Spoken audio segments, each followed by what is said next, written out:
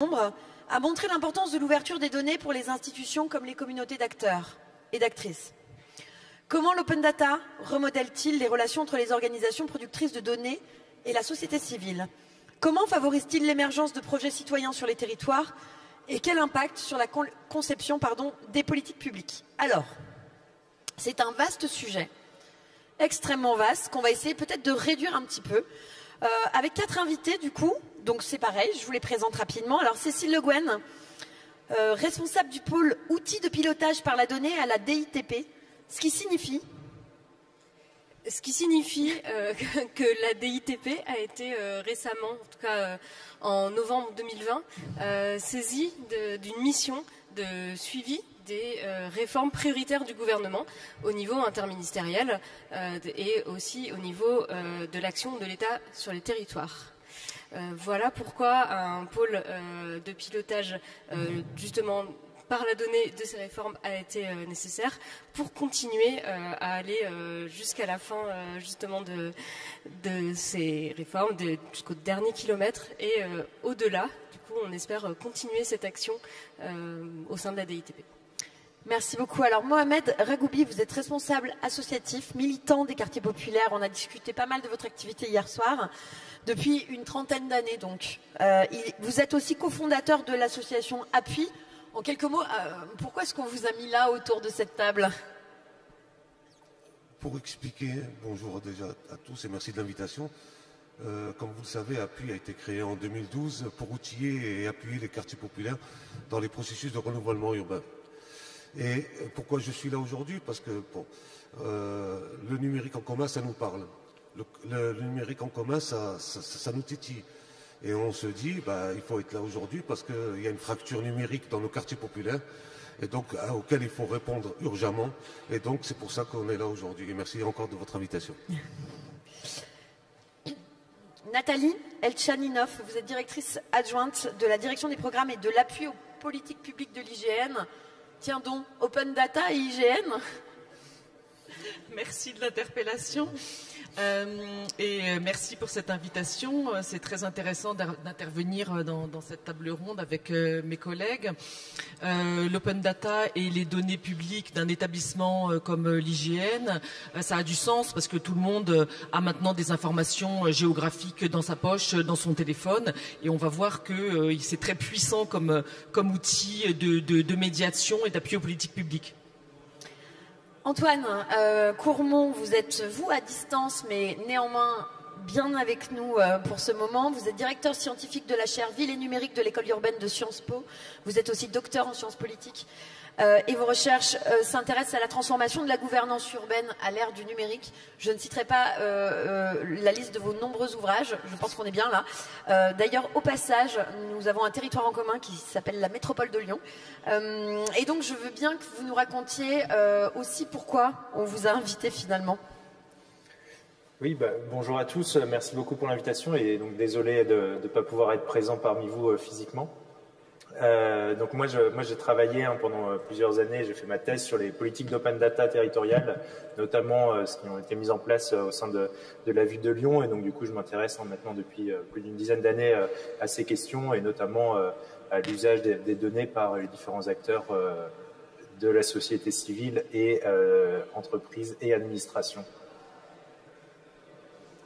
Merci Antoine. Alors, on va commencer avec une première histoire qui devrait normalement pouvoir déclencher d'autres histoires. Hier soir, Mohamed, vous me racontiez dans le cadre d'une discussion complètement informelle que vous étiez venu ici aussi pour nous raconter la manière dont vous avez fini par produire des datas ouvertes sur vos territoires, parce que justement, les organismes HLM qui faisaient des enquêtes territoriales produisaient de la donnée qu'elles refusaient de vous rendre accessible, et parfois. Et Antoine, une fois qu'il aura raconté cette histoire bien mieux que ce que je suis en train de faire, je vous laisserai réagir dans un premier temps, puisque parfois, l'argument du coup de ces offices HLM, c'était de vous dire on ne peut pas vous donner la donnée à cause de la CNIL. Exactement. Comme vous le savez, dans les processus de renouvellement urbain, il y a une étape qui s'appelle la MOUS, la maîtrise urbaine et sociale, pour enquêter, pour voir un petit peu les volontés des familles, ou ce qu'elles souhaitent, leur trajectoire résidentielle. Et 90% des fois, on se rend compte que les données disent que la plupart des habitants veulent quitter ce quartier. Et donc on se pose la question, attendez, pourquoi? Et donc le rôle d'appui, c'était d'aller avec ces bénévoles et d'aller faire du porte-à-porte et de se renseigner.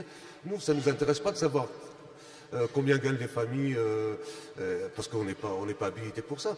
Mais ce qui nous intéresse, c'est de savoir que quand un bailleur nous dit qu'il y a 90% des gens qui veulent quitter un quartier, il est de notre devoir moral d'aller aussi enquêter, de savoir. Et on se rend compte qu'il y a que 25%, 30% qui souhaitent quitter. Et quand on demande aux bailleurs de nous mettre à disposition ces données, ah non, mais attention, vous n'êtes pas assermenté par la CNIL, donc c'est des données confidentielles et tout ça. Et donc ça nous pose un problème, j'allais dire structurel, en mettant en parallèle ces données qui, nous, elles sont publiques.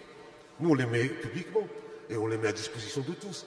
Mais pourquoi et nous estimons que l'État doit avoir un contrôle effectif, parce que c'est des données qui sont intéressantes pour tous. Parce que si on travaille ensemble sur ces données, on peut améliorer, j'allais dire, cette rénovation urbaine, cette trajectoire des familles, et on peut réussir ensemble. Mais nous soupçonnons qu'il y a quelque chose derrière. Bon, un truc simple, 90% du bailleur qui nous disent sur une ville, je vais prendre un exemple, mais je ne vais pas citer la ville pour ne pas mettre en 90%, et nous on a que 25% des familles qui souhaitent partir. Donc il y a un problème, quelque part il y a un fossé énorme entre les deux. Ok, Antoine, peut-être une réaction à la réaction justement des bailleurs sociaux. Moi j'ai deux réactions. Enfin, une première, je pense que d'un côté, l'argument de protection des données personnelles des individus est quand même souvent légitime, hein, puisque évidemment s'il y a des informations personnelles, je ne connais pas précisément le cas, hein, mais ça peut se comprendre effectivement qu'il y ait un refus de leur part de les mettre en open data, puisque pour rappel, hein, l'open data c'est avant tout la diffusion de données anonymisées si elles contiennent des informations personnelles, puisque derrière il pourrait y avoir des réutilisations qui pourraient éventuellement nuire à des personnes, même si ça peut être bénéfique dans certains cas. Et le deuxième point, du coup, moi, ce qui me semble très important, du coup, ce que je comprends aussi de cet exemple, hein, c'est que ça permet aussi, enfin, du coup, de fait, le refus d'ouvrir les données a conduit des citoyens à se mobiliser pour produire des données alternatives. Et ça, souvent, c'est quelque chose d'assez récent, puisque le numérique permet maintenant de faciliter la production de ces données-là. Et donc à des groupes de citoyens ici, dans le cas du renouvellement urbain ou des relations avec les bailleurs sociaux, mais on peut imaginer plein d'autres exemples où les citoyens en fait s'emparent des outils numériques pour proposer des contre-données, une contre-expertise, une contre-connaissance, et à partir de laquelle ils vont pouvoir se mobiliser contre les pouvoirs institués. Et donc il y a des sociologues qui ont fait ça assez joliment, le stat-activisme, l'idée de se mobiliser avec les nombres et donc qui renouvelle la data ici pour renouveler les formes d'action collective. Alors simplement avant de donner la parole aux autres actrices pour le coup autour de cette table, entre nous, c'était quand même pas trop compliqué à anonymiser comme données, des données potentiellement qui, en tout cas, ils auraient pu faire un traitement pour les rendre accessibles. Est-ce qu'il y a une obligation qui n'a pas été respectée ou est-ce qu'on n'est pas du tout dans ce cadre-là ? Je pense à la loi CADA, par exemple. Alors, je ne sais pas si la question s'adressait à moi. Hein, Si, Antoine, plutôt à vous, pour le coup, et après, on fera circuler la parole. Alors, il faut savoir que la question de l'anonymisation, c'est techniquement quand même très complexe, puisque les données personnelles, ce n'est pas forcément des données directement nominatives, mais ça peut être des données qui permettent d'identifier des individus directement ou indirectement par le croisement aussi d'autres informations. Et donc les techniques d'anonymisation sont toujours assez compliquées à mettre en œuvre. Là, je pourrais pas me prononcer plus précisément puisque je connais pas le cas particulier de ces données, mais c'est quand même loin d'être simple, hein, et je peux comprendre aussi qu'il puisse y avoir certaines craintes, à juste titre, de la part de certains producteurs de données personnelles quand il s'agit de les diffuser. Merci. Alors, du coup, je vais me permettre une transition sur cette problématique des données. Il se trouve que parfois, il y a des organisations publiques, en l'occurrence, et je m'adresse cette fois-ci à Nathalie pour l'IGN, qui, elles, ont des données mais dont le modèle économique était construit sur la valeur de ces données, un peu sur un modèle d'éditeur, et qui du coup ont eu un changement, par décret peut-être d'ailleurs, d'ouverture de ces données-là, qui est venu complètement bouleverser le système, et ça montre aussi comment en fait le passage à l'open data vient aussi poser de nouvelles questions, et on reviendra évidemment après sur l'utilisation de ces données. Exactement, et merci de mettre l'accent dessus, puisque l'IGN, c'est un établissement public dont les missions sont de produire des données de description du territoire, données géographiques, informations forestières.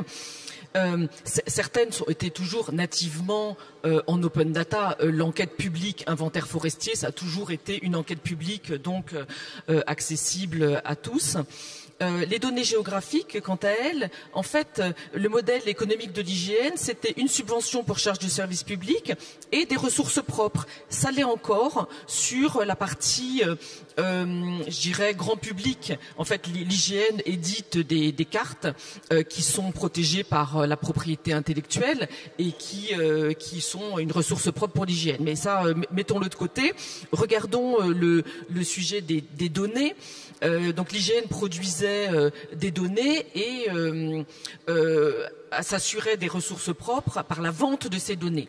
Le passage à l'open data, qui finalement était un mouvement collectif public, est finalement une formidable opportunité pour l'IGN parce que ça multiplie bien sûr les usages, l'intérêt du collaboratif, l'utilisation par un tissu d'entreprises qui peuvent inventer des nouveaux usages, et je retiens bien le mot de contre-expertise citoyenne. Je pense que c'est très intéressant, on pourra revenir dessus. Pour autant, pour l'IGN, ça a été quand même une trajectoire à assumer et à trouver un nouveau modèle économique. Donc le nouveau modèle économique, il est passé de vendre des données sur étagère, qui étaient établies par l'IGN, à travailler en amont sur le financement de données nécessaires aux politiques publiques, que ce soit avec la défense, que ce soit avec les ministères de l'écologie, de l'agriculture, pour créer des grandes bases de données de référence utiles directement aux politiques publiques. Et là, on trouve les financements, parce qu'il y a un tel enjeu d'améliorer le service public on voit bien la puissance des outils numériques pour l'information géographique. On va croire que je vous ai briefé, Nathalie. Ça me fait une transition idéale pour évoquer la question, en effet, de la transformation. Au sein de la DITP, on parle évidemment de transformation. Cette data, cette open data, quel rôle elle joue dans ce projet de transformation? Comment est-ce qu'on s'en saisit? Est-ce qu'il se passe la même chose finalement que du côté plutôt de l'IGN avec un gros changement de modèle, mais aussi finalement des enjeux de citoyenneté appliqués à cette donnée, en tout cas pour le fonctionnement qui est le nôtre en tout. Mais bien sûr, et en tout cas c'est exactement sur ces deux volets que la transformation s'opère. Et elle est extrêmement importante et c'est vraiment un vrai sujet. Sur le côté un peu coulisses et fabrication, il y a tout un pan à réinventer sur la conception justement des politiques publiques avec la donnée. Donc en amont, effectivement, les bases de données de référence de l'IGN sont pour nous extrêmement importantes à réutiliser, notamment parce que notre objectif, c'est bien sûr de pouvoir objectiver, quantifier territoire par territoire, département, en allant jusqu'à la maille la plus fine, l'impact des politiques publiques. Et donc pour ça, c'est extrêmement important, de disposer de ces bases, mais aussi de pouvoir vraiment, à l'intérieur de la fabrique de ces données, de pouvoir donner des directives claires aux personnes, aux producteurs de données. Et la DITP s'appuie sur un réseau de producteurs de données à la fois nationaux, donc au niveau de chaque ministère qui sectoriellement produit ces données nationales et puis qui ont aussi un maillage un peu plus fin, et à la fois d'objectiver ces données au niveau des territoires par les départements, les régions. Et en fait, on articule tout un nombre d'acteurs autour de cette production de données qui servent in fine à deux objectifs. Le premier étant de rendre compte de l'action publique. Et ça, c'est une réglementation, c'est une obligation réglementaire. L'open data, c'est vraiment plus une option. Et pour nous, le Premier ministre a été également très très clair là-dessus, dans cette circulaire du 18 novembre qui donne cette mission de suivi des politiques publiques. C'est la transparence de l'action publique obligatoire. Donc, ce qui signifie pour la DITP de mettre en place le baromètre de l'action publique qui fait le suivi de 43 politiques publiques en open data. Donc ça, c'est disponible sur le site du gouvernement. Mais également, ce suivi des politiques publiques territorialisées est utilisé pour nourrir les conseils des ministres, les RIM. Et donc c'est pour ça qu'il y a un peu tout un écosystème interne qui s'est mobilisé autour de la production de ces données. Alors justement, un écosystème qui s'est mobilisé. On évoquait hier dans l'introduction numérique en commun la question de la fabrication distribuée du mobilier d'inclusion numérique, c'est-à-dire finalement comment on décentralise, comment est-ce qu'on organise les choses en réseau, finalement un peu comme les Internet. Dans cette logique-là, ça veut dire que potentiellement, vous pouvez aussi bien travailler avec les données produites par appui, la structure dans les quartiers populaires, que celles du coup produites par l'IGN.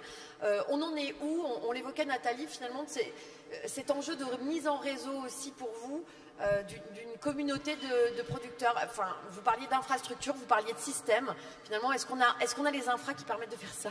En fait, on a une grande convergence il existe des référentiels maintenant qui ont été établis. L'enjeu maintenant, c'est vraiment d'avoir une capacité de bien connaître l'évolution du territoire en continu, en particulier face à des défis comme le changement climatique qui s'adresse à tous. C'est aussi un sujet citoyen. Donc on a besoin de cette observation continue, et on a besoin de tous ceux qui sont dans leur métier capables d'alerter sur ces évolutions en continu.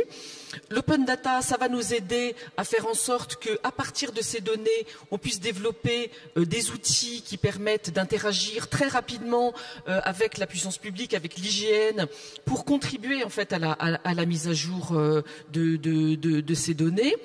Et puis, vous disiez, il faut qu'on se mette ensemble, voilà. C'est aussi un sujet d'encapacitation, et là-dessus, la démarche des communs, donc ici on est numérique en commun, l'IGN a lancé une enquête sur, il y a un nouvel élan maintenant qu'il y a l'open data, donc est déjà complet pour l'IGN, mais enfin l'enjeu c'était 2022, donc on arrive à cette étape-là.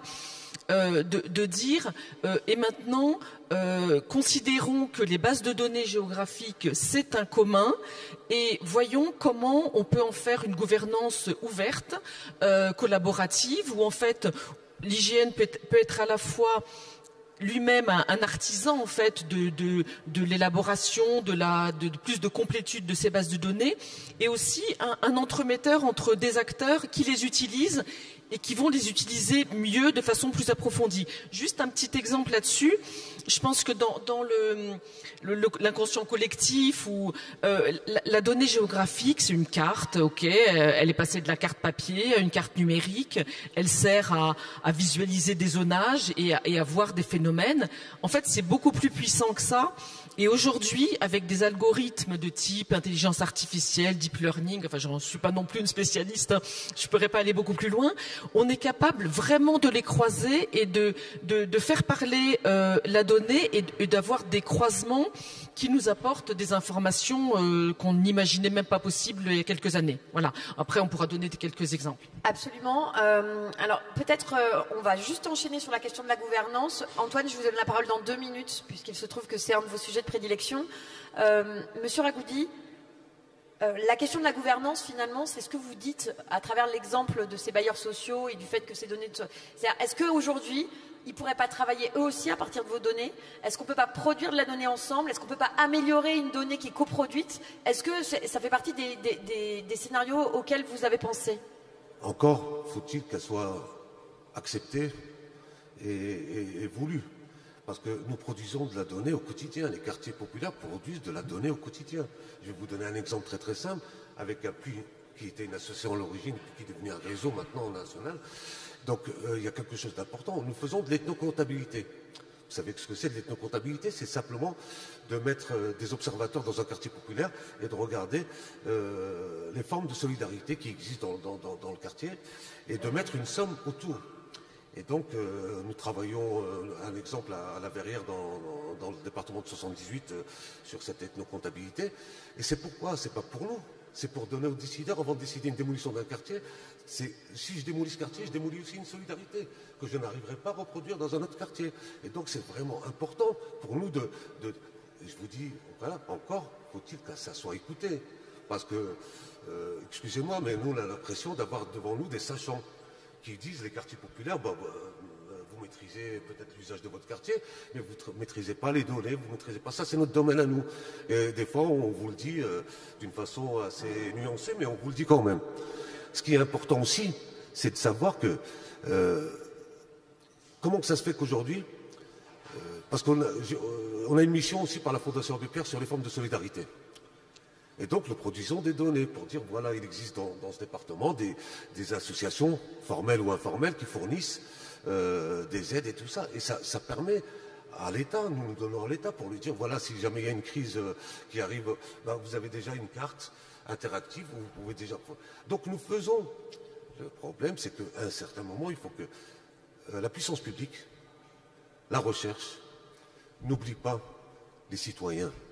Et parfois, c'est ça notre problème, c'est que les citoyens est toujours la dernière roue de la charrette, roue du carrosse ou de la charrette. Nous, on dit la charrette parce que le carrosse, on l'a pas encore, peut-être plus tard. Mais, et puis donc, on a cette production. Vous savez, ça fait 30 ans qu'on est dans les quartiers populaires. Ça fait 30 ans qu'on entend, on privilégie l'urbain dans les quartiers populaires et on oublie l'humain. Et ça, c'est important, je le dis, parce qu'on a déjà échangé sur... On oublie l'humain. Alors que c'est qui fournit la richesse et les données? C'est l'humain. L'urbain, il ne bouge pas, il est statique. Et donc, il y a un certain moment où il faudra qu'on se mette tous autour d'une table et de dire qu'est-ce qui nous réunit. Parce qu'il y a beaucoup de choses qui nous réunissent, mais il y a aussi beaucoup de choses qui nous séparent. Et donc, essayer de comprendre les deux. Voilà. Merci beaucoup. Antoine, alors là, franchement, je pense que la transition est parfaite pour évoquer, en effet, la question de la gouvernance urbaine autour de ces données urbaines, mais pas que d'ailleurs. Hein. La question de la gouvernance, en fait. Oui, je voulais réagir justement à ce qui vient d'être dit. En fait, moi, je trouve ça très intéressant comme ces exemples, puisque ça montre bien, en fait, autour de la donnée comme outil de connaissance, et donc outil de connaissance ici produite par les citoyens, comme on disait tout à l'heure, pour se mobiliser contre la connaissance produite par les pouvoirs publics. Et du coup, on oublie aussi un peu que la donnée, en fait, elle donne à voir, mais elle l'invisibilise aussi. Donc, c'est un peu contre-intuitif, mais tout ce qui n'est pas représenté dans les données, en fait, souvent n'existe pas.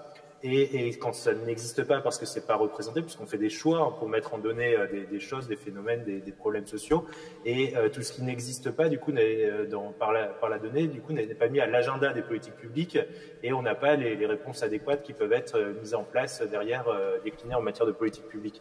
Donc, je trouve que c'est assez intéressant aussi, et on devrait aussi plus se pencher sur comment, notamment les pouvoirs publics, mais pas que, produisent de l'ignorance sciemment en voulant ne pas produire de données sur certains phénomènes. Et il y a des très beaux travaux qui ont été faits en sciences politiques, par exemple sur la question des bidonvilles ou des squats, où pour ne pas gouverner ces problèmes publics, les pouvoirs publics, notamment locaux, refusaient en fait de produire de la donnée là-dessus, ce qui entraînait un manque de connaissances, une non mise à l'agenda du problème, et donc une non prise en compte derrière en matière d'action publique. Et donc, je pense que ce point, la donnée comme outil de connaissance, mais comme aussi outil qui invisibilise certains phénomènes, est quelque chose d'assez important à garder.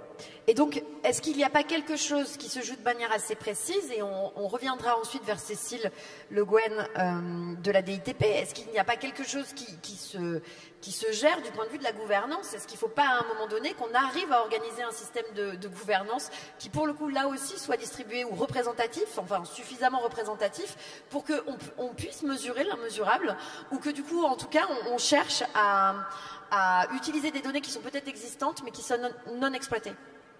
Alors, moi, en tant que politiste, hein, sur ce qui nous intéresse beaucoup, c'est étudier les questions de rapport de pouvoir et d'évolution des rapports de pouvoir entre différents acteurs.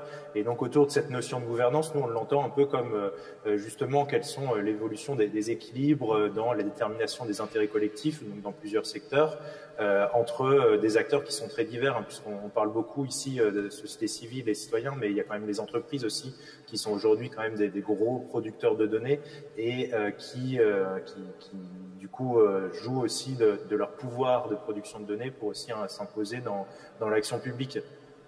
Donc cet équilibre entre des rapports de pouvoir, en fait, il peut évoluer dans le temps. Et après, c'est des questions de coalition, de rapports de force, de mobilisation collective qu'on arrive à faire pour essayer de tirer en sa faveur, de mettre en avant ses intérêts par rapport à d'autres intérêts avec lesquels on peut être à l'encontre. Merci. Cécile, le projet de numérique en commun, c'est la construction d'un numérique d'intérêt général. Un numérique d'intérêt général, ça passe aussi par un service public qui soit exemplaire sur ces sujets-là, ou en tout cas, et j'entends bien la question des dynamiques de pouvoir, mais qui tente aussi peut-être de soutenir une représentation de la diversité dans les différentes instances de gouvernance, histoire aussi d'entendre certaines thématiques qui sont difficiles parfois aussi à regarder en face. Concrètement, ça peut passer par quoi aujourd'hui ?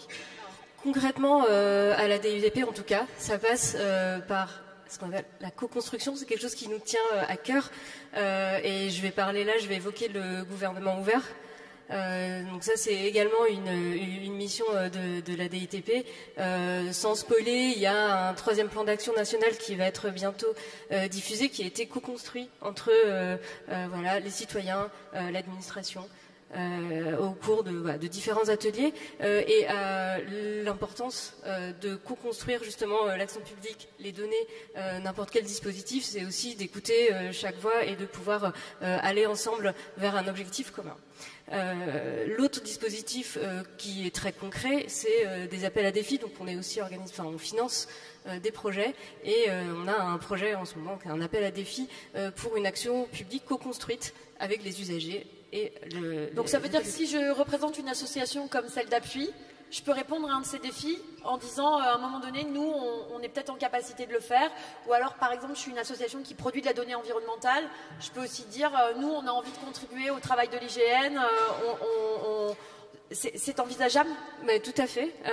Et du coup, les associations comme Appui peuvent se rapprocher justement des acteurs publics qu'ils ont identifiés pour pouvoir justement co-construire quelque chose ou coproduire aussi. Et c'est tout à fait quelque chose qui est absolument, en tout cas. En fait, la question que je pose, c'est celle de est-ce que je peux contribuer aux données de l'IGN? Est-ce que c'est des données ouvertes, certes, que je peux exploiter, mais est-ce que je peux aussi les améliorer? Oui, alors on peut donner quelques exemples. Je voudrais rebondir sur cet échange là qu'on a eu sur l'invisibilité, les difficultés, la transparence. Ouais, je pense qu'il y a un point très important, on en discutait tout à l'heure en parallèle, c'est un peu la peur réciproque entre la puissance publique, les citoyens, ce que ça va générer comme interaction.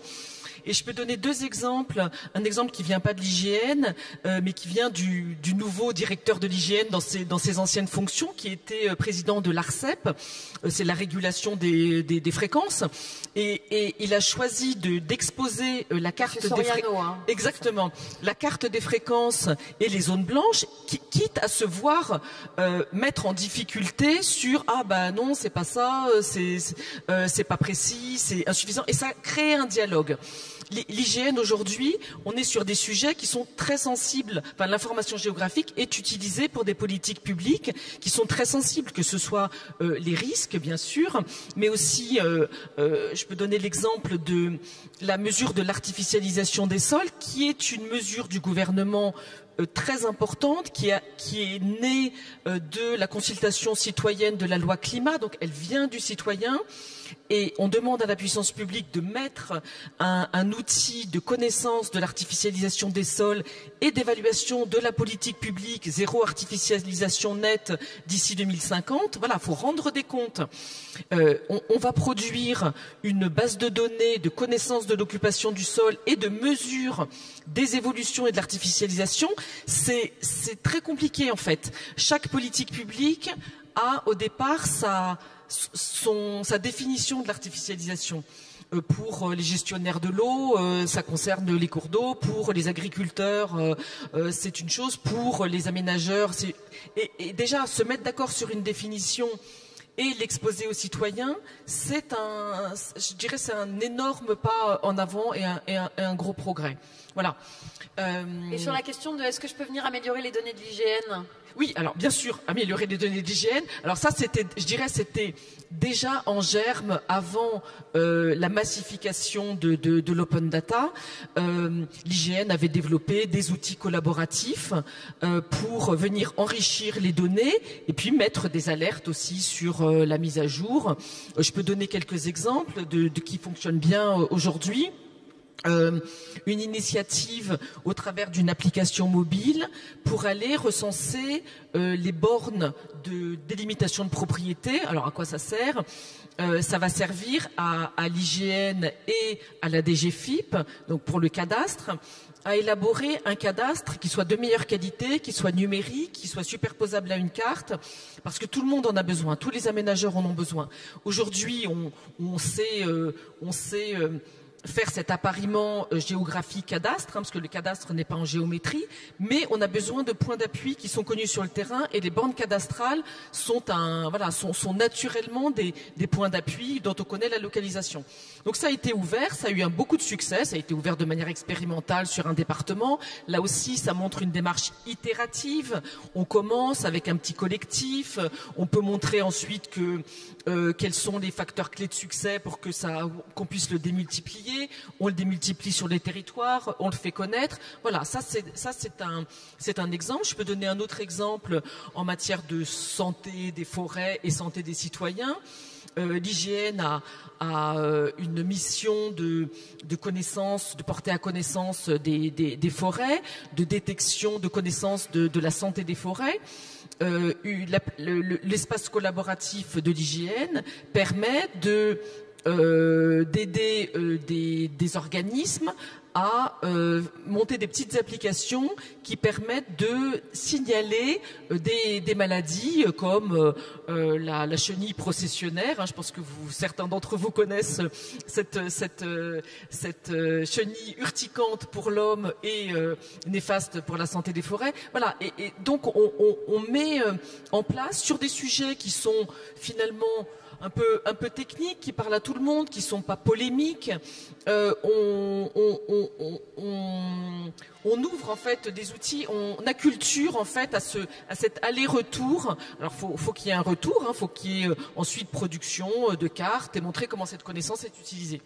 Merci beaucoup. Oui, un commentaire, Cécile, et après je passerai la parole à la salle. Donc si vous avez des questions, vous pouvez commencer à y réfléchir. Je voulais faire un très rapide commentaire sur le fait qu'on parlait tout à l'heure de commun numérique, et je pense qu'une façon de contribuer justement à cet enrichissement de données produites, c'est d'utiliser les communs. Donc je pense à OpenStreetMap par exemple, et d'enrichir cette base de données. Donc là vraiment c'est ouvert à tout le monde. Et si les acteurs publics se saisissent aussi de ces communs pour produire des bases de données, comme par exemple la base adresse nationale, eh bien c'est ça qui fait que collectivement on arrive à faire des projets en commun. Oui, bien sûr, Monsieur Ragoubi, oui, je vous en prie. Juste, je vais intervenir parce que ce qu'a dit Madame est très intéressant sur la peur réciproque. Et ça, c'est quelque chose qui est important entre la puissance publique et les citoyens. Vous savez, aujourd'hui, il y a 7,5 millions de gens qui habitent dans les quartiers populaires. C'est pas anodin, 7,5 millions. Il y a 1541 quartiers. Donc, vous savez, ça et Monsieur Ragoubi, mettez bien votre micro sous votre bouche. Voilà, et donc, je pense que cette richesse, parce que moi, je la vois comme une richesse. Certains la voient comme un souci, mais nous, on la voit surtout comme une richesse. Ces quartiers populaires, aujourd'hui, il faut d'abord qu'ils aient accès aux droits communs. Comment qu'on peut aller fibrer un centre-ville et oublier un quartier périphérique, alors qu'il est plus facile, parce que c'est que des barres de l'horizontale et du vertical, il est plus facile de mettre la fibre, mais on privilégie le centre-ville. On peut le comprendre, il y a les hôpitaux, bon, ça se comprend. Mais il faut qu'il y ait un dialogue. Et le problème, ce qui se passe, cette peur, c'est qu'il n'y a pas... Moi, j'invite les gens dont c'est le métier de l'open data, de l'ouverture des données, de venir s'intéresser au quartier, mais pas simplement par étude, à rencontrer les habitants, à discuter avec eux. Et on peut avoir un partage de données qui est extraordinaire et qui peut faire avancer les choses.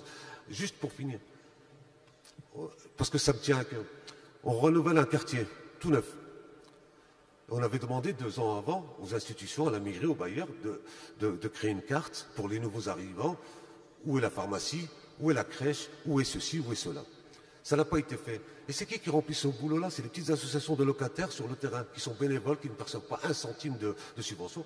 Et donc, il y a un fossé énorme, un écart énorme entre ce qu'on entend et la réalité du terrain. Et donc, je pense qu'il faudra y travailler ensemble. Peut-être qu'on pourra fournir quelque chose de très intéressant. Absolument. Antoine, peut-être juste en guise de transition, et après je fais passer la parole à la salle. Je crois que des initiatives, vous en connaissez, vous en avez observé. J'entends bien la question des dynamiques et des difficultés relationnelles, la peur, qui empêche parfois aussi de co-construire, et des dynamiques de pouvoir. Hein, je pense que c'est de ça dont on parle aussi. N'empêche, est-ce que c'est possible vraiment de réussir ce type de projet, vraiment des gouvernances partagées avec des citoyens et des institutions qui collectivement travaillent ensemble des données pour qu'elles soient ensuite utiles pour le territoire? Oui, heureusement. Sinon, ce serait quand même inquiétant pour notre démocratie. Effectivement, hein, donc il y a énormément d'exemples qui existent de mise en relation, mise en commun autour des données, que ce soit en France, mais aussi à l'international. Donc Cécile a cité OpenStreetMap, d'ailleurs OpenStreetMap France, qui fête ses 10 ans ce mois-ci, et je pense que c'est une des plus belles initiatives autour d'Internet et du collaboratif. Et donc les relations entre les producteurs de données publiques et OpenStreetMap ont parfois été un peu tendues, mais elles ont aussi souvent été constructives et co-constructives, hein, que ce soit sur l'utilisation de données publiques par les bénévoles d'OpenStreetMap, ou alors il y a beaucoup d'initiatives aussi de collectivités qui organisent ce qu'ils ont appelé des cartoparties, notamment pour permettre à la foule de ces contributeurs en fait de renseigner un certain nombre d'informations, comme le propose aussi l'initiative de l'IGN, sur des données qui peuvent être difficiles à produire pour des acteurs publics, puisque c'est un point aussi à rappeler, hein, c'est que produire des données de qualité, ça coûte quand même, ça demande des investissements techniques, des investissements humains et des investissements financiers. C'est loin d'être simple de les produire et de les actualiser, et c'est là où on peut avoir des formes de collaboration très intéressantes entre la multitude, hein, chère à certains penseurs du numérique, et les pouvoirs publics autour de la production de données. Merci. Je voulais donner un rapide exemple sur ce qui est possible de faire et sur quelque chose qu'on n'a peut-être pas encore mentionné, mais c'est l'acculturation aussi des agents publics sur ces problèmes, sur ces sujets. C'est vraiment extrêmement important. Comme ça, les agents peuvent aussi se saisir eux-mêmes de ces outils, de ces dispositifs. Et typiquement, je voulais juste citer ce petit exemple. Pendant la crise sanitaire, par exemple, en Guyane, qui est un territoire typique. Il fallait installer des points d'eau dans les quartiers informels qui, comme vous le disiez, ne sont pas forcément ceux qui sont répertoriés. On ne sait pas exactement où se situent, ne serait-ce que des points où pour sortir des déchets, installer des points d'eau. Grâce à OpenStreetMap, les citoyens, les habitants de ces quartiers ont pu exactement localiser là où il fallait installer des points d'eau, des points d'information pour gérer la crise. Et la préfecture a pu s'en saisir et installer des dispositifs justement de gestion de crise. Et donc c'est vraiment ce genre d'initiative qui est important, et le fait que les agents étaient acculturés à ces dispositifs. Très bien, la formation, la capacitation, l'encapacitation, on en parlait tout à l'heure. Alors, du coup, je vais prendre des questions dans la salle, si vous en avez, et j'espère bien que vous en avez. Monsieur Le Tourneur, je vous laisse vous présenter peut-être avant de poser la question. Emmanuel Le Tourneur de POP. C'est pas vraiment une question, c'est plutôt rebondir sur ce que vous avez dit, au croisement de la question des cartoparties et OpenStreetMap et des quartiers populaires. Il y a quelques années, on s'est rendu compte à Gonesse dans le Val d'Oise que 25% des habitants n'avaient pas d'adresse numérique, donc ils ne pouvaient pas se faire livrer leurs courses, ils ne pouvaient pas se faire déposer en Uber. Il s'agit d'un quartier, le quartier de la Fauconnière, qui fait 2 km de long, 1,5 km de large. Vous aviez des personnes âgées qui rentraient de vacances, se faisaient déposer en Uber à 1,5 km de chez eux avec leurs valises. Et la mairie avait lancé une étude pour renseigner tous les halls d'immeubles et toutes les adresses. Il y en avait pour plus de 100 000 € des devis de géographes. On a fait une cartopartie avec les jeunes du quartier. On a eu l'aide de Christian Quest qui nous a fait rentrer ça dans la base de données de l'IGN.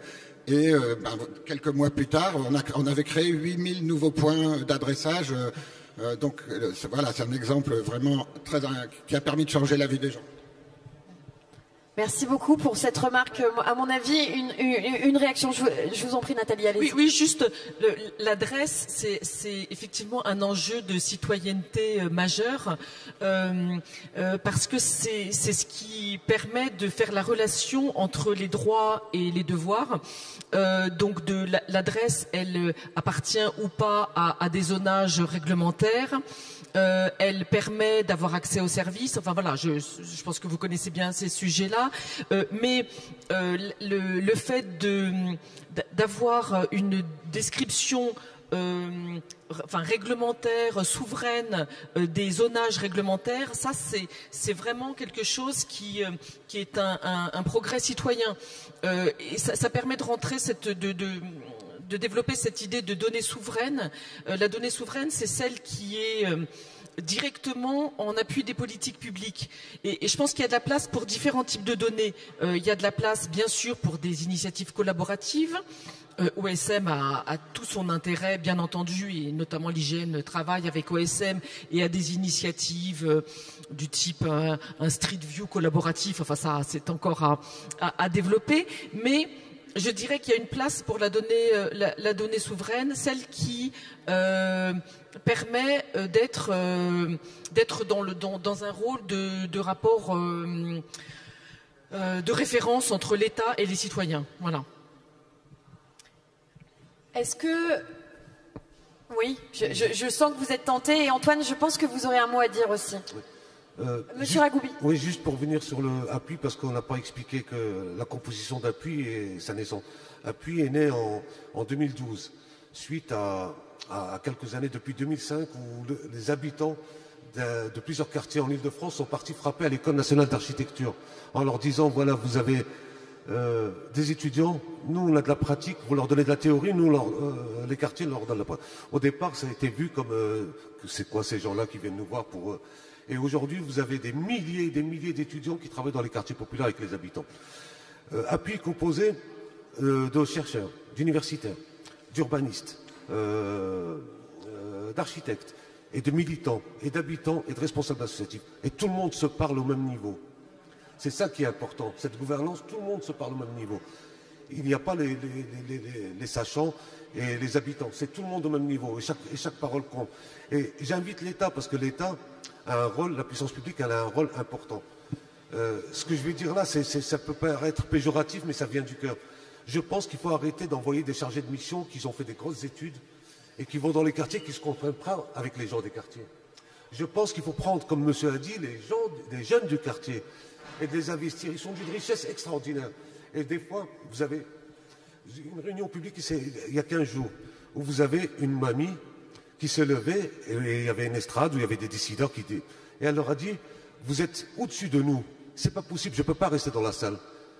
Il faut que vous soyez avec nous, au même niveau que nous, comme aujourd'hui. Et au bout de 5-10 minutes, vous avez tous les décideurs qui commençaient tout seuls à prendre leurs chaises, leurs tables et de se mettre autour. Et je pense que c'est quelque chose qui parle aux gens. Et c'est ça le plus important, c'est de mettre tout le monde au même niveau. Antoine, un commentaire, je crois. Antoine Courmont. Oui, moi c'était plutôt pour rebondir sur la question de l'IGN et d'OpenStreetMap. Donc je pense qu'effectivement les deux initiatives et les deux acteurs sont légitimes à produire des cartes et à coexister. Donc il y a forcément des initiatives à faire ensemble, mais il y a aussi une légitimité de l'IGN et une importance fondamentale de l'IGN à continuer ses missions régaliennes historiques, de représenter le territoire par la carte. C'est un enjeu de souveraineté très fort. Donc la question de la souveraineté numérique est un argument qui revient maintenant beaucoup dans le débat public, et l'IGN a tout son rôle à jouer là-dedans. Et surtout donc aussi sur les relations qui peuvent être parfois aussi difficiles. Donc on a parlé d'évolution, de formation, de culture des agents publics autour de la donnée, notamment la donnée géographique. Mais c'est aussi que c'est deux manières de penser la donnée, ce que doit être la donnée, ce que doit être la représentation du territoire, et qui sont pas forcément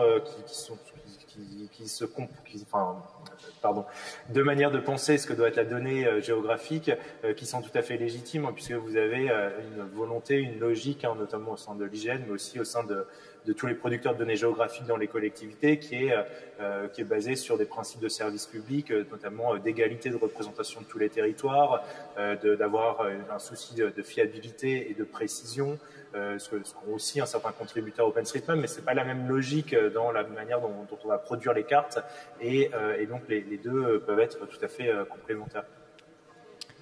Je crois, Nathalie, je vous vois. Je sais que vous avez quelque chose à dire, et Cécile, peut-être un petit complément juste après, mais après on redonnera la parole à la salle, c'est important. Il nous reste une dizaine de minutes. Nathalie. Oui, juste pour répondre à Antoine, et merci d'avoir apporté des précisions sur le sujet. Je pense qu'aussi des opérateurs publics ont un rôle, parce qu'il y a du financement public derrière, d'innovation et d'apporter via l'open data vraiment des nouvelles sources. Et il y a des sauts technologiques qui nous attendent. Donc je voulais vraiment parler d'innovation. Par exemple, le fait d'avoir identifié des politiques publiques qui ont besoin d'aller plus loin dans leur connaissance du territoire, les risques naturels par exemple, mieux maîtriser le risque inondation, c'est une évidence pour tout le monde, mieux aussi monitorer l'évolution de notre agriculture vers une politique agricole commune plus verte. Ça demande des outils de monitoring, de connaissance de l'agriculture et de son évolution. J'ai parlé du sujet de l'artificialisation déjà. Également un sujet de santé des forêts. Il y a quelques jours, mardi soir, se sont tenues les assises de la forêt. La forêt est en crise, difficultés sur le bois, la santé des forêts, l'adaptation au changement climatique.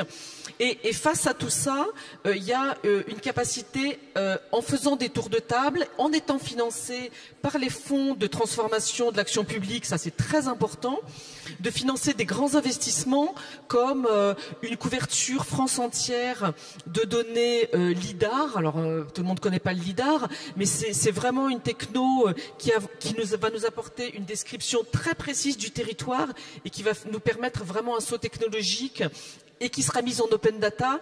Et là aussi, j'invite finalement les acteurs à savoir que ça va venir et à s'y préparer, que ce soit les entreprises qui vont développer de l'ingénierie, que ce soit les utilisateurs, avec l'IGN en prendra sa part également au travers de ces initiatives de géofabrique, voilà, dans ce sujet d'encapacitation. Voilà. Merci beaucoup. Cécile, est-ce que tu voulais réagir peut-être sur cette prise de parole et ce travail autour finalement aussi de l'innovation et de ce que on va développer dans les années qui viennent, peut-être en transition. Nous, effectivement, pour nous, c'est important de continuer à financer ces transformations qui sont structurelles, qui bénéficient effectivement à tous, à toutes. Et il y a quand même un enjeu qui est très très fort dans la fiabilisation des données qui sont alors construites, extraites, collectées, peu importe leur mode de production. Mais l'important, c'est effectivement d'arriver à donner des données qui sont à jour, qui sont fiables et qui peuvent être justement proposées comme outil de dialogue aussi, pour justement les commenter. Et ça, je pense que c'est assez important de comprendre ça, même dans l'état d'esprit, hein, comme vous le disiez tout à l'heure, à juste titre, c'est aussi la transformation des usages, la transformation des outils, la transformation de la façon avec laquelle on imagine, on construit ou qu'on construit des politiques publiques, mais aussi c'est de s'imaginer la façon avec laquelle on communique et finalement on s'en empare collectivement pour en faire des outils de dialogue. Je vais me retourner vers la salle encore, oui. Mais je suis en train de dessiner un schéma avec des piliers, tout ça, on en parle à la fin. Très bien. Du coup, une question, merci. Une question, bonjour, Pierre Gasté, Régie de quartier et territoire. Parfait, merci. Nous sommes ancrés dans les quartiers et dans les territoires prioritaires. Nous sommes 8000 salariés, on accompagne 3 200 000 personnes chaque jour et on produit de la data. On récupère énormément de données. Mais ces données-là, on a besoin de les professionnaliser, on a besoin de les traduire pour qu'on puisse les croiser avec la force publique. Aujourd'hui, la question, on est très excité à l'idée de pouvoir produire cette data.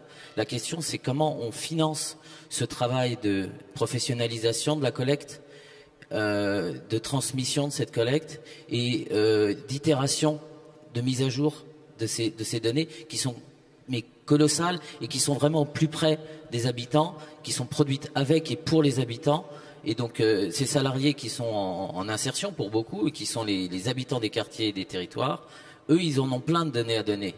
Il faut que nous, on soit traducteurs, et comment on finance. La vraie question, c'est comment on finance un grand projet comme ça, qui pourrait être un projet national tout à fait ambitieux sur les quartiers, et sur lesquels, nous, on est un vrai relais.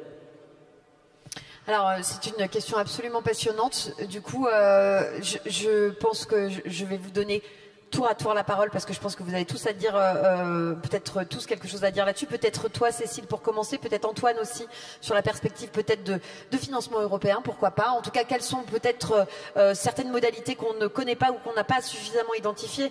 Mais donc, pour aller sur mon triangle que je suis en train de dessiner, si on dit que la donnée est au cœur, on a parlé de gouvernance, de communication, de relations, c'est un des piliers. On a évoqué la structure, l'innovation, les infras, on y reviendra peut-être, ce serait le deuxième pilier. Puis on aura un troisième pilier qui serait l'encapacitation, la formation, la data literacy. Comment est-ce qu'à un moment donné, on se met en ordre de marche? Cécile, peut-être pour réagir.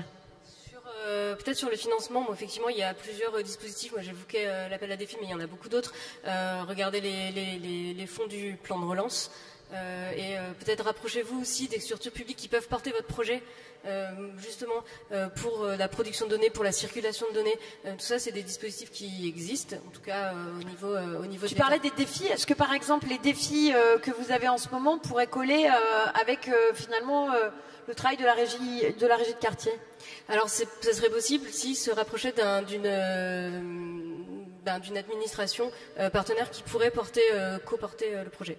Alors, les régies de quartier sont toujours dessinées avec des habitants, des bailleurs sociaux et des collectivités territoriales. Donc, on a un triptyque qui est déjà présent et qui demande que ça à être activé, mais ça demande du temps et donc voilà des moyens. Et c'est un sujet dont on va se saisir, je pense, dès demain. Antoine, je vous donnerais bien un petit peu la parole là-dessus. Est-ce que c'est un piège? Vous m'avez dit pas la data literacy, pas trop. Non, mais la question de la formation et la question de de la fiabilisation aussi. Hein, c'est un des enjeux de cette donnée. Comment est-ce qu'aujourd'hui on peut peut-être s'organiser sur les territoires pour réussir justement à structurer une organisation qui soit capable de produire de la donnée fiable, de l'exploiter et de l'animer au quotidien? Bon courage. Oui, la question n'est pas simple. La question est simple, la réponse est compliquée plutôt, puisque moi je pense que c'est difficile, puisque là, il y a plusieurs types de data literacy, et puis on ne va pas former que des data scientists qui devraient être multi-experts. Donc il y a plus généralement, en fait, ça s'inscrit dans des sensibilisations à la question du numérique et de ses enjeux. De manière générale, en tant que citoyen. Donc ça, c'est des questions éducatives, je pense, dès l'enseignement initial. Et ensuite, pour certains métiers qui sont plus à même de traiter de la donnée, je sais que, par exemple, à l'école urbaine de Sciences Po, maintenant, tous nos étudiants, donc ils sont plus tard des personnes qui vont travailler sur des territoires, ont maintenant des cours de sensibilisation aux enjeux, ce qu'on appelle sociopolitique du numérique. Donc là encore, nous, notre objectif n'est pas d'en faire des spécialistes de la data, certains le deviendront peut-être, mais en tout cas, on se dit que dans leur carrière professionnelle, ils seront confrontés à ces questions-là du numérique et qu'ils doivent avoir, et par leur regard, donc plutôt de sciences sociales, ils sont capables aussi d'apporter une expertise sur ces questions qui sera autre que celle de l'expertise plus technique des géomaticiens, des ingénieurs, etc., auxquels on a tendance souvent à ramener le sujet de la data. Et je pense que c'est un peu dommage, puisque d'autres regards sont tout à fait légitimes à apporter des choses sur ces questions. Alors, je pense que du coup, moi, je veux bien tenter aussi un élément de réponse. La question de la formation de professionnels qui sont plutôt en situation d'inclusion et qui nécessitent d'être accompagnés pour pouvoir, à mon avis, prendre en main ces sujets-là, qui sont des sujets absolument stratégiques et importants pour les années qui viennent. Peut-être qu'on est là dans le cadre de la formation professionnelle de personnes qui sont déjà en poste, et donc il y a peut-être un plan de formation continue à développer. Moi, je me tournerais peut-être du côté du FEDER, sur des financements potentiellement régionaux, voire du côté du FSE, dans la mesure où je pense que c'est aussi des enjeux européens qui sont partagés. Ce qui n'empêche, la vraie question aussi, ce serait de dire qui peut être l'opérateur de cet accompagnement, de cette formation, sur cette question de data literacy, et peut-être que sans standard, sans travail autour des questions d'interopérabilité, et je pense que c'est là-dessus que je vais tenter de vous lancer quand même, peut-être qu'il reste compliqué de créer un système de fiabilisation de la donnée. C'est-à-dire, c'est pas la même chose, à mon avis, de participer aux données de l'IGN que de travailler sur d'autres données. Je vous donne par exemple un exemple, les data journalistes qui traitent de la donnée beaucoup au quotidien, 75% de leur temps, ils nettoient des fichiers. 75% de leur temps. Ça veut dire qu'en fait, ils passent leur temps à remettre des colonnes dans le bon ordre, à changer les intitulés, à remettre au format, à faire des traitements de CSV. Ce qui fait qu'en fait, au final, les data journalistes, ouais, 75% de leur temps, et ils disent, bon bah moi, sur 25%, j'exploite, mais sur le reste, en fait, je nettoie, parce que sinon, la donnée n'est pas clean d'une certaine manière, parce que les standards sont pas en place. Allons-y. Nathalie, c'était manifesté. D'abord, à moins que tu veuilles réagir, Nathalie. Non, je pense que je peux donner un exemple là-dessus pour l'information géographique, hein, encore une fois, et pour rebondir aussi sur cette question de comment est-ce que on va de l'un à l'autre. Donc chacun doit faire un pas. Il y a peut-être des intermédiaires à créer. Nous, de notre côté, on fait un pas. Donc j'ai parlé de quelques grands équipements en données numériques, mais il y a aussi des grands équipements en outils d'échange. Le Fonds de transformation de l'action publique a également financé en partie un projet de géoplateforme qui n'est pas la géoplateforme de l'IGN, qui est la géoplateforme de l'État pour pouvoir permettre donc une ouverture des données géographiques, du collaboratif sur ces données géographiques et puis mutualiser aussi l'investissement de l'infrastructure. Donc ça, c'est un pas aussi d'exposition et de donner des outils qui permettent de connecter en fait des datas qui vont venir de l'extérieur et des données géographiques. Les utilisateurs de la géoplateforme vont pouvoir eux-mêmes être autonomes en fait, ouvrir des espaces, savoir comment structurer leurs données, les croiser avec les données existantes et les données des autres qui vont pouvoir s'interfacer. Voilà, ça c'est un pas en avant, je dirais, par l'outillage qui peut permettre de trouver un terrain de connexion.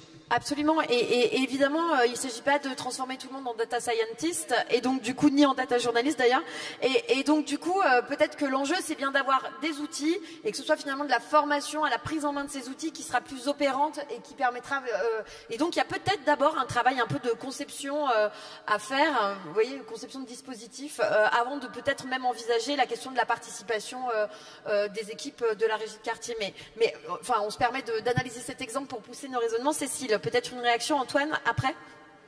Oui, bien sûr. Moi, très rapidement, je voulais aussi du coup rappeler que, encore une fois, la formation et la culturation étaient importantes parce que pour penser cette conception, il faut penser non seulement au moment où on produit, mais aussi au moment où on restitue, où on expose. Et donc, si on pense by design, comme on dit, par défaut, interopérabilité, si on pense aux personnes qui vont utiliser ces données et pas seulement à la façon avec laquelle nous on va communiquer dessus, ce qui est aussi très important. Mais penser ça, c'est penser du coup réutilisation.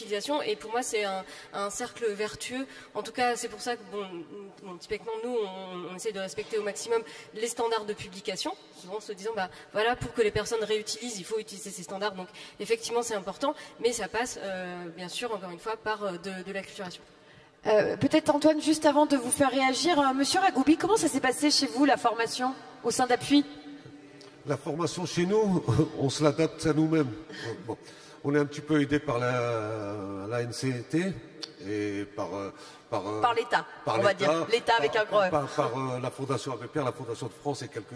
Bon, mais les moyens ne sont pas là. Monsieur ce que dit, je partage complètement le constat. Les données, il y en a des tonnes. Maintenant, comment les traiter, comment les analyser, les mettre dans le contexte aussi? Comment faire? Aujourd'hui, vous avez des sociétés étrangères qui viennent dans le quartier populaire. Ah, pourquoi ces sociétés étrangères viennent s'intéresser aux jeunes des quartiers populaires ou aux familles? Parce qu'ils ont un marketing habile, préparé, qui viennent et qui utilisent. Ils vont voir l'équipe de foot locale, ils vont regarder les gens dans le quartier, qu'est-ce que vous avez besoin, ils regardent comment vous allez vous habiller, ils se font un marketing, ils se font beaucoup de choses, et en contrepartie, un petit city-stade. Mais l'État, elle est où dedans?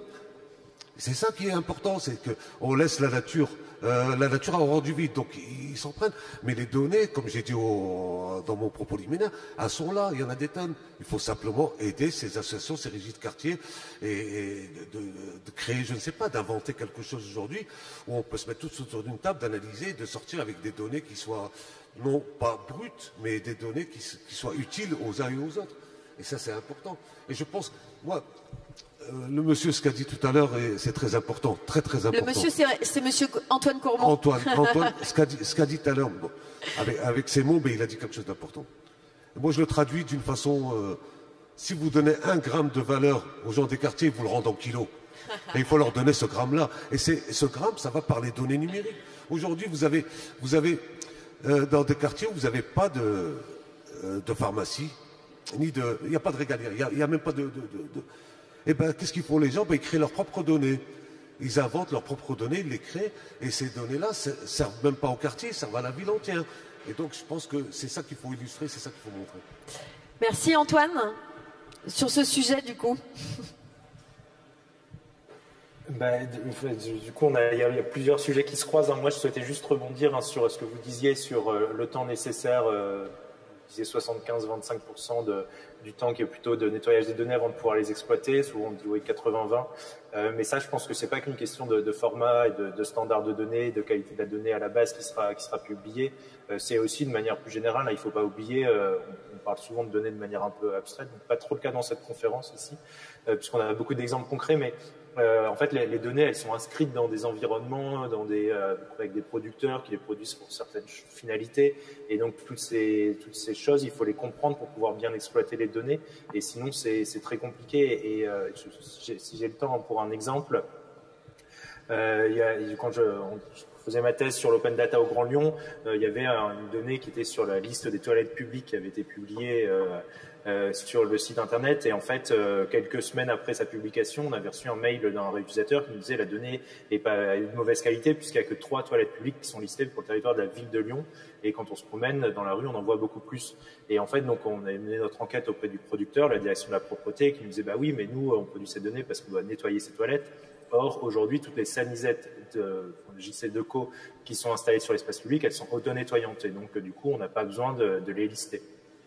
Et cet exemple est un peu simple, mais je pense qu'il est assez révélateur au fait qu'on produit de la donnée pour une finalité, et que si on ne comprend pas cette finalité et tout le contexte de production au moment de la réutiliser, en fait, forcément, du coup, c'est délicat. Et là, c'est pas une question de format, de standard de données, mais juste d'informations manquantes au préalable, puisque cette information n'était pas nécessaire pour l'objectif initial qui était de nettoyer ces toilettes. Donc, aussi tout un enjeu de mettre en relation les producteurs avec les réutilisateurs de données, ce qui n'est pas si simple quand on fait de l'open data.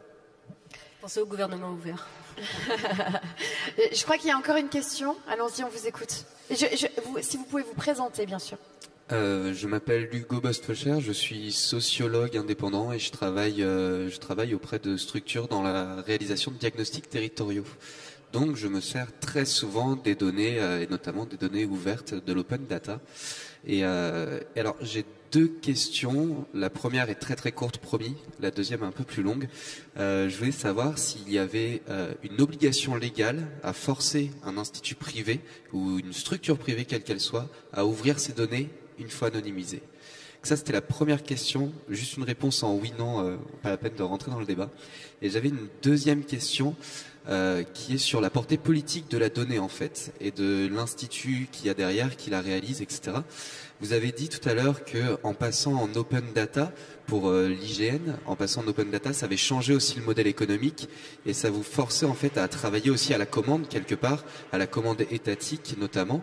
Et je me demandais à quel moment du coup vous pouvez garder une neutralité axiologique, puisque aussi vous avez dit tout à l'heure que ça vous permettait de poser des bonnes questions, poser les questions qui intéressent aussi l'État. Donc comment est-ce qu'on arrive à maintenir une neutralité axiologique dans ce travail-là, et quels sont aussi, si la neutralité est maintenue, les biais de confirmation en fait qu'on vient apporter, puisqu'on a parlé aussi de gouvernance partagée, etc.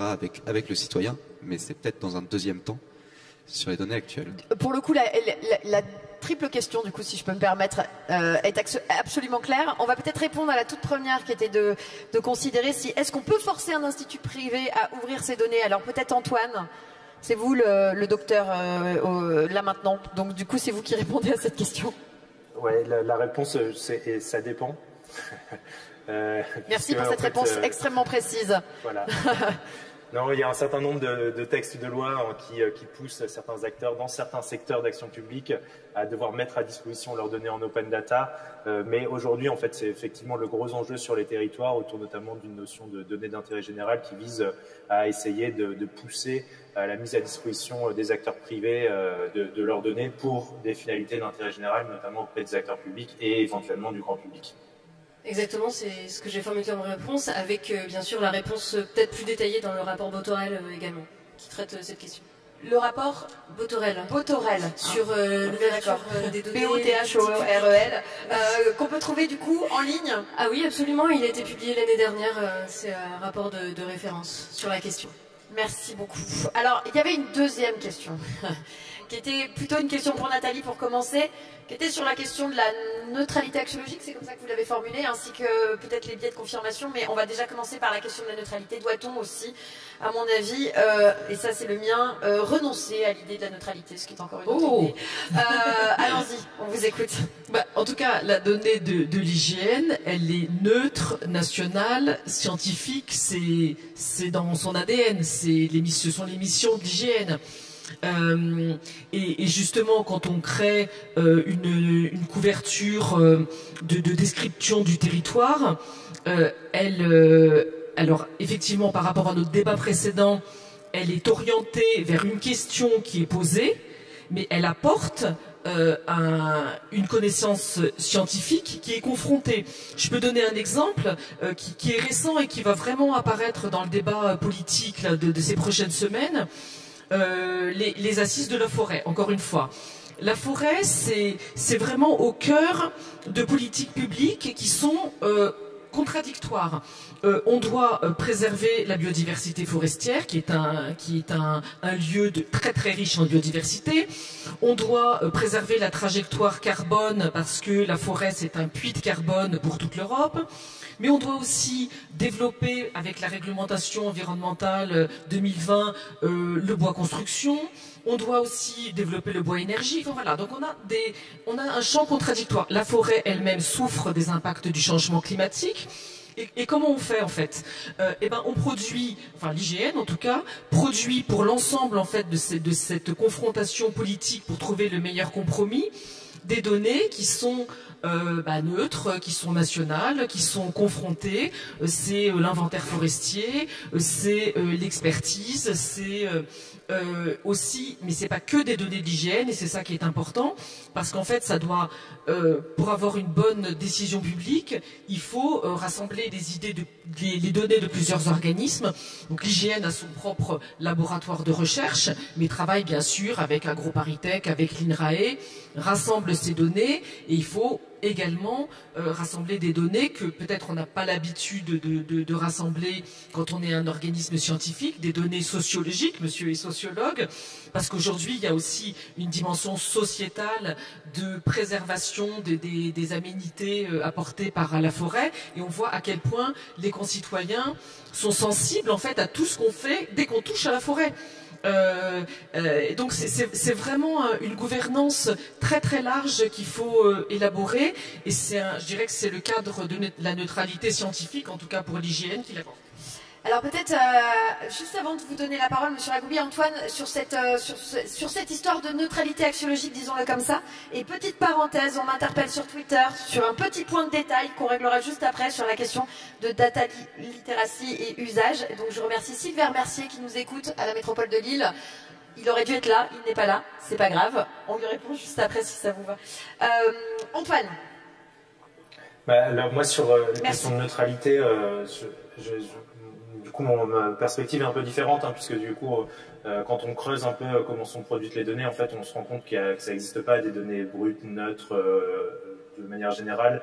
On a l'impression d'une scientificité autour de la data, parce que c'est un élément un peu chiffré, mais il y a toujours des choix qui sont faits pour représenter d'une certaine manière certaines choses.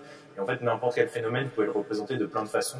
Et il y a des débats qui sont très riches à comment on fait pour représenter, que ce soit, je sais pas, des pistes cyclables jusqu'à la richesse produite par l'économie française. Et tous ces débats sont nécessaires et indispensables parce qu'ils sont évidemment politiques, sous ce qu'on appelle les conventions préalables à la mise en donnée de certaines choses.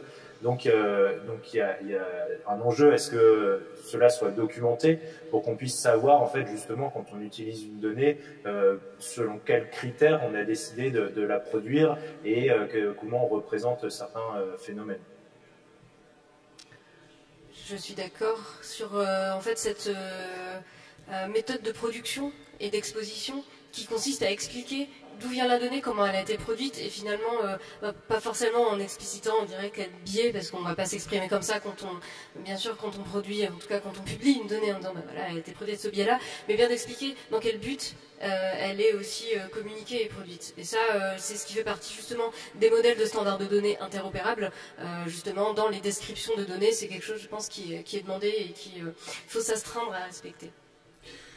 Oui, je veux bien rajouter quelque chose parce que la remarque d'Antoine amène à bien distinguer aussi les données, les bases de données, effectivement les choix de critères, parce qu'on représente le paysage, voilà, il y a des filtres forcément, et puis la partie représentation. Et en fait, il y a une richesse énorme possible dans la représentation et dans la science de la data visualisation.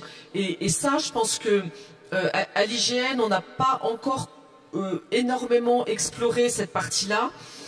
C'est-à-dire qu'on on est passé de la carte papier, la carte numérique, les bases de données.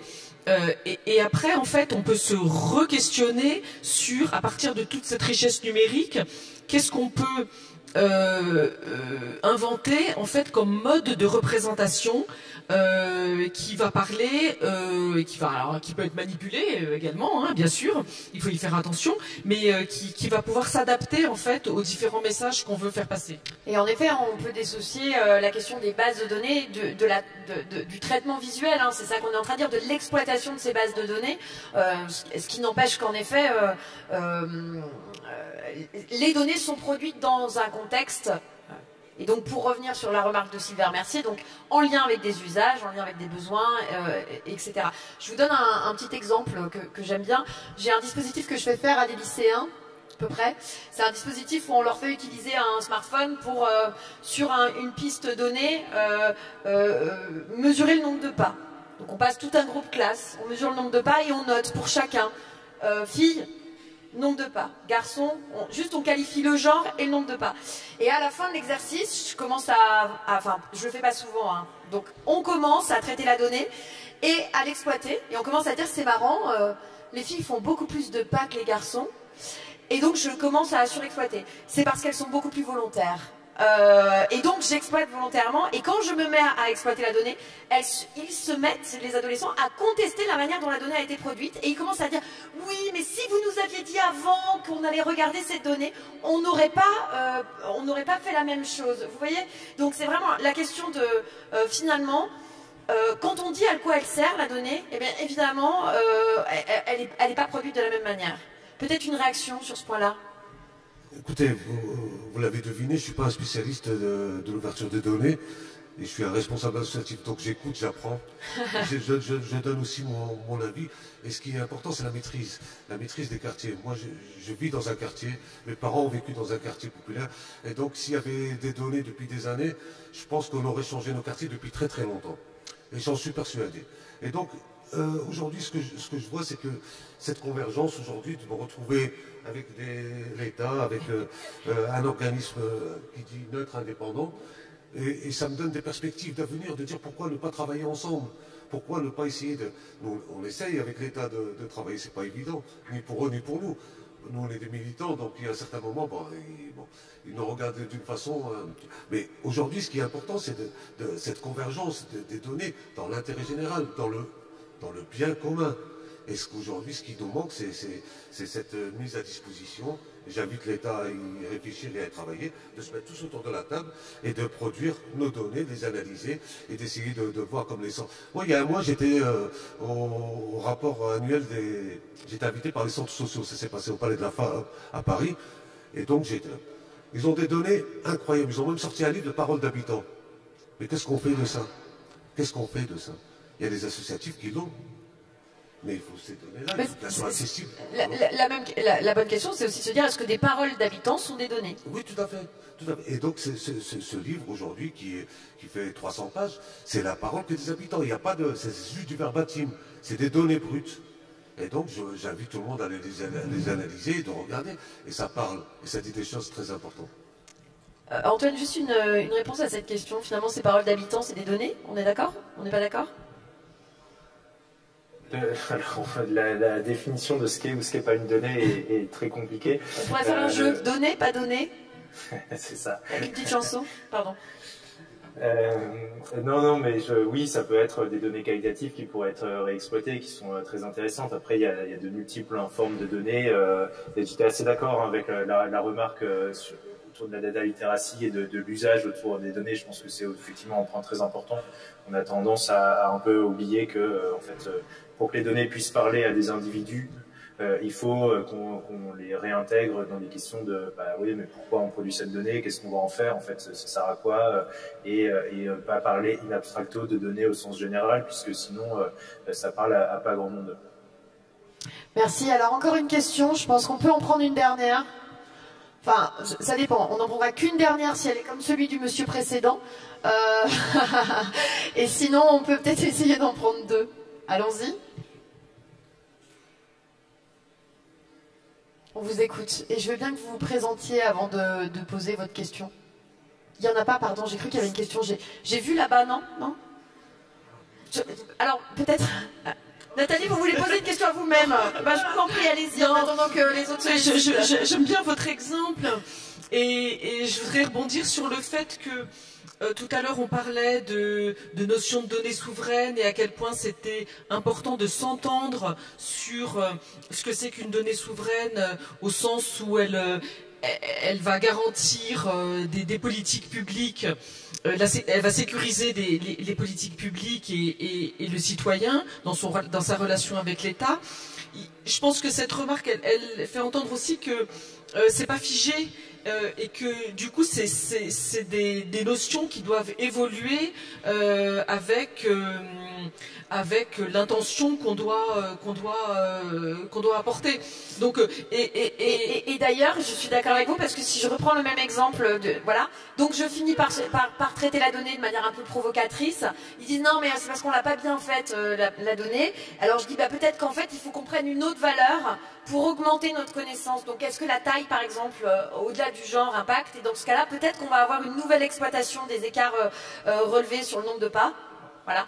Et donc du coup, ce qu'il y a d'intéressant simplement, c'est de montrer qu'en fait, un nouveau complément d'information vient réinterroger aussi finalement les hypothèses qui sont faites autour du traitement de ces données. Oui, et si on fait le parallèle avec l'information géographique, c'est aussi l'installation, la renaissance, je dirais, très récente d'un Conseil national de l'information géographique qui va permettre de réunir l'ensemble en fait des producteurs, des utilisateurs de l'information géographique pour pouvoir vraiment monitorer en fait les besoins et les investissements. Et c'est bien ça les gouvernances partagées qu'on évoquait tout à l'heure. Alors un commentaire sur Twitter, parce que vraiment je suis partout, je suis sur tous les fronts.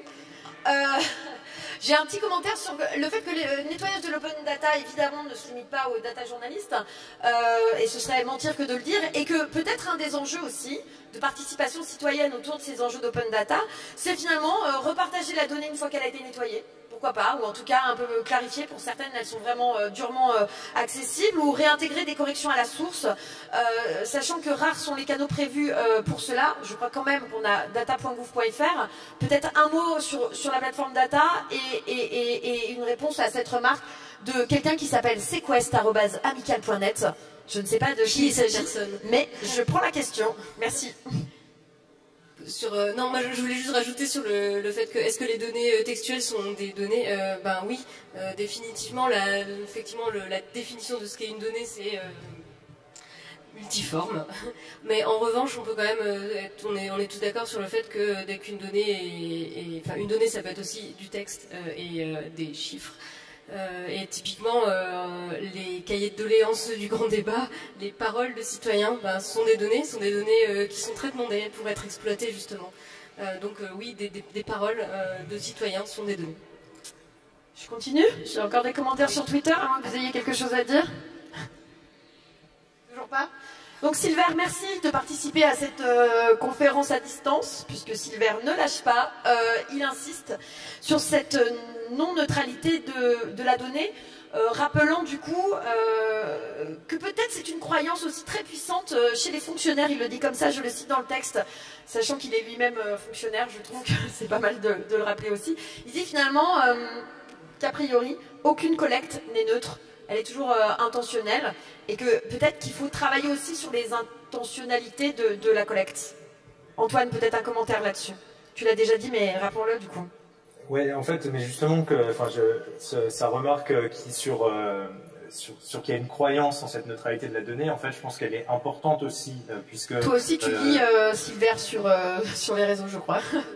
Mais parce que en fait, heureusement, enfin oui, donc la donnée n'est jamais neutre, mais en même temps, à un moment, il faut bien qu'on s'accorde et qu'on se dise, ok, là, on arrête de débattre sur est-ce que c'est neutre, est-ce que c'est pas neutre, et on fait confiance à cette donnée pour pouvoir l'utiliser. Et donc, il y a un phénomène un peu de mise en boîte noire temporaire et où les producteurs de données le savent très bien que leurs données, il y a plein de défauts, que c'est jamais complètement représentatif, mais à un moment, ils sont obligés de se dire ok, maintenant c'est fini, on arrête de débattre de ça pour pouvoir l'utiliser et que ce qui est une certaine stabilité aussi de la donnée dans le temps, mais de pas toujours revenir sur les moyens de la produire. Donc je pense que c'est ce va-et-vient entre ce caractère réaliste, neutre ou pas de la donnée est indispensable dans la vie d'une donnée. Elle n'est pas autodéterminée, en fait, la donnée. Elle est le fruit d'un consensus vis-à-vis d'une problématique à adresser. Absolument. Voilà. Donc c'est ça qui est important. Et ça, en plus, ça doit être accompagné, bouger. Voilà. Et que peut-être faire de la data literacy, c'est pas aussi que nettoyer des colonnes ou apprendre. C'est aussi peut-être travailler sur l'intentionnalité, sur finalement on se rend compte que c'est les questions. Que de réfléchir à la nature du contexte, ça fait peut-être partie aussi des bases à travailler sur les enjeux de partage de l'open data. Je crois qu'il n'y a plus de questions, donc je vais estimer que c'est une phrase de conclusion relativement honorable au regard de cette rencontre et de ma fatigue. Donc je vous remercie. Oui, alors non, vous vouliez le mot de la fin, monsieur Ragoudi. Voilà, et ben je vous le laisse. Écoutez, ce que j'ai envie de dire, c'est qu'il existe une expertise citoyenne. Il existe des citoyens engagés qui s'intéressent à leur quartier, qui s'intéressent à leur ville, à leur territoire et surtout à leur pays. Et je pense que il ne faut pas les oublier. Et je vais vous raconter juste une anecdote pour finir avec le sourire. Il y a quelques années, nous soutenons les Chibani dans les foyers migrants. Et donc on est parti pour l'alphabétisation. Et je me rappelle d'une personne parce que ça vient, et ça c'est la vraie donnée. On lui a dit, on commence à lui conjuguer le verbe marcher au présent. Et commencer, je marche, tu marches. Et on lui a dit plus vite, monsieur Charaf. Et il nous a répondu, je cours, tu cours. Et ça, c'est très important. Ça, c'est la vraie donnée. Je pense qu'il y a beaucoup de boulot à faire dans nos quartiers. Et je compte sur l'ensemble des gens dont c'est le métier de venir nous rencontrer et de discuter ensemble. Merci beaucoup à tous les trois pour votre participation éclairante en présentiel, à Antoine Courmont à distance et aux personnes qui ont participé à cette table ronde sur les réseaux sociaux. Merci à tous. Au revoir Antoine. Merci. Au revoir, merci. Merci beaucoup.